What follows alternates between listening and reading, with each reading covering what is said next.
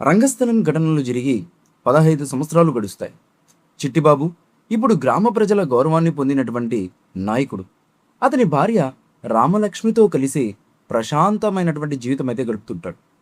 అయితే గోదావరి పరివాహక ప్రాంతంలోని అనేక గ్రామాలను ఒక భారీ కార్పొరేట్ సంస్థ తమ పరిశ్రమల కోసం ఖాళీ చేయించాలని అయితే నిర్ణయించుకుంటుంది.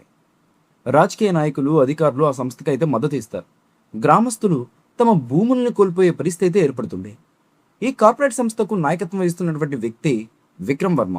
అతడు ఎంతో తెలివైనవాడు, క్రూరమైన వాడు కూడా. గ్రామస్తులను బెదిరించి తప్పుడు కేసులు పెట్టి భూములను లాక్కోవాలని చూస్తారు. చిట్టుబాబు మళ్ళీ ప్రజల కోసం అయితే నిలబడతాడు. కానీ ఈసారి పోరాటం ఒక గ్రామం కోసం కాదు, వందల గ్రామాల కోసం. చిట్టుబాబు అన్న కుమార్ బాబు చనిపోయే ముందు కొన్ని రహస్య పత్రాలను దాచిపెట్టినట్లుగా తెలుస్తుంది.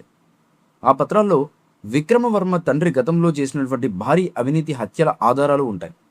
విక్రమ్ ఆ ఆధారాలు బయటకు రాకుండా చిట్టిబాబును అంతం చేయాలనైతే నిర్ణయిస్తాడు. చిట్టిబాబు కొడుకు సూర్య తన తండ్రిలాగే ధైర్యంగా ఉంటాడు. కానీ అతను హింసకు వ్యతిరేకం.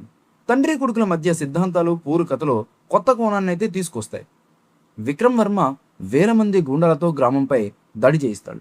గోదావరి ఒడ్డున జరిగే భారీ పోరాటంలో చిట్టిబాబు ప్రజలను ఏకం చేస్తాడు. చివరిగా విక్రమ్ చేసినటువంటి నేరాలన్నింటినీ ప్రజల ముందే బయటపెట్టి చట్టానికి అప్పగిస్తాడు చిట్టిబాబు. గ్రామస్తులు చిట్టిబాబును ఎమ్మెల్యేగా పోటీ చేయమని కోరుతారు. చిట్టిబాబు నవ్వుతూ, నేను నాయకుడిని కాదురా, మీలో ఒకడిని అని చెప్తాడు. నేను చెప్పినటువంటి ఈ స్టోరీ లైన్తో రంగస్థలం 2 సీక్వెల్ తెరకెక్కిస్తే ఏ విధంగా ఉంటుంది అనేది మీ అభిప్రాయాన్ని ఖచ్చితంగా కామెంట్ బాక్స్లో తెలియజేయండి. ఈ మూవీపై మీ అభిప్రాయాన్ని కామెంట్ బాక్స్లో తెలియజేయండి. ఈ వీడియో మీకు నచ్చినట్లయితే లైక్ చేయండి, షేర్ చేయండి, కామెంట్ చేయండి.